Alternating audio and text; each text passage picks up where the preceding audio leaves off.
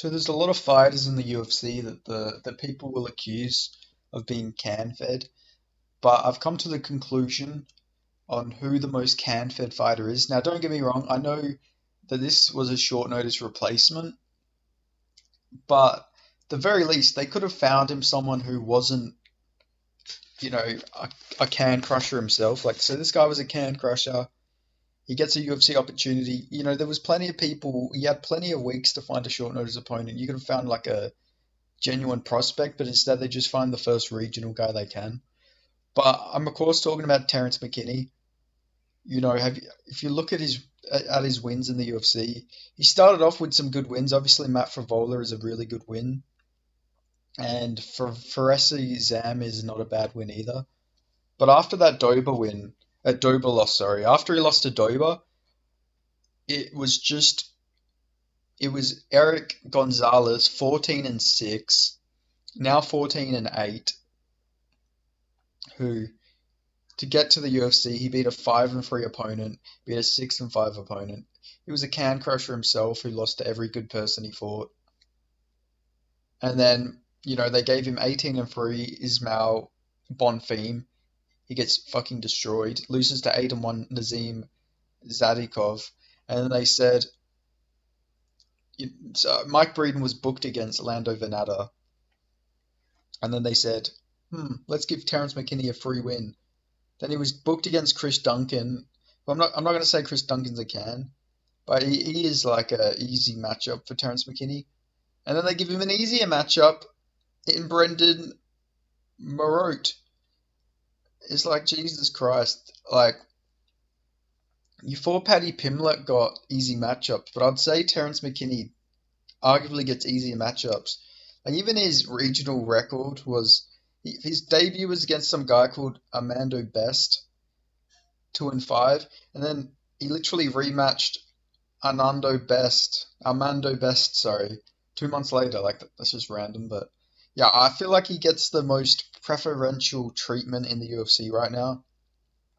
Like that Eric Gonzalez fight was literally just a booked fight. That wasn't even a short notice replacement or anything. They straight just gave him a can, which he actually almost he struggled to beat Eric Gonzalez. He actually got rocked by Gonzalez.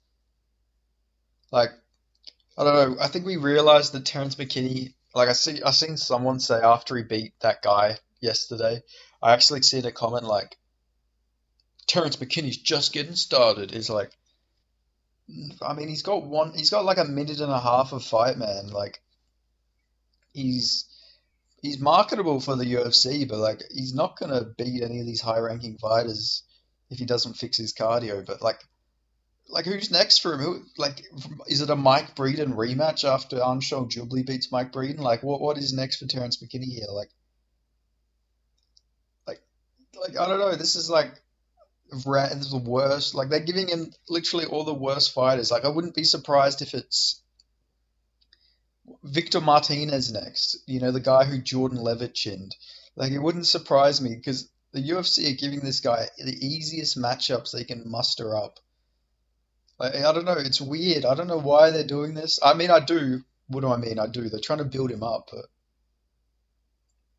I feel like it's not going to help him. He's just going to run through these guys, and then he's going to fall off a cliff when he fights anybody with like good cardio again or durability.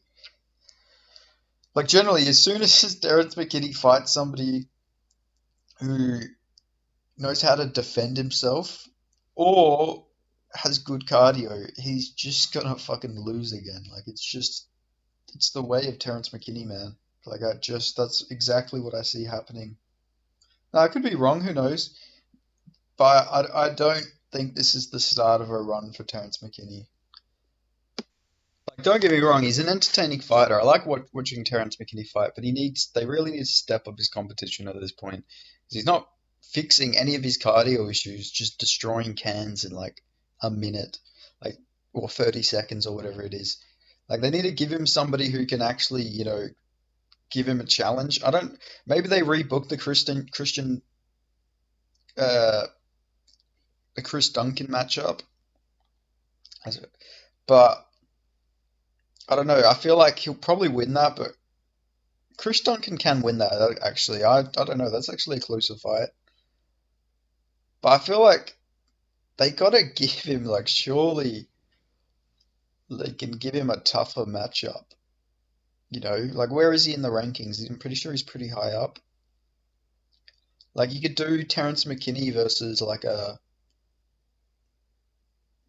Alexander Hernandez would be good, but Hernandez is at featherweight. Like, maybe you could do maybe Jarlin Turner versus Terrance McKinney.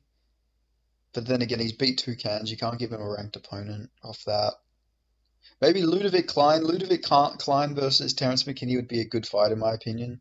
Ludovic Klein's pretty good at lightweight. I think he hasn't lost at lightweight. I know he had a draw with Jai Herbert, but besides that, I'm pretty sure he's won all of his fights at lightweight. Yeah, so yeah, Terrance McKinney versus Ludovic Klein, I reckon makes sense. I reckon that's the fight to make next. It's actually like a non-can and a durable fighter. Like that'd actually be a good fight. So I feel like that's what Terrance McKinney needs to do to fight the can crushing allegations. He needs to fight Ludovic Klein. But I feel like they'll book him against Chris Duncan. He'll probably win that, and then they'll probably maybe give him a ranked opponent. But I don't know. It's just people talk about Paddy Pimblett getting like favorable matchups, but I feel like honestly, Terrence McKinney's getting more favorable matchups. Like Luigi Vendramini's actually not that bad. Rodrigo Vargas is better than Mike Breeden for sure. He lost to Brock Weaver, but that was because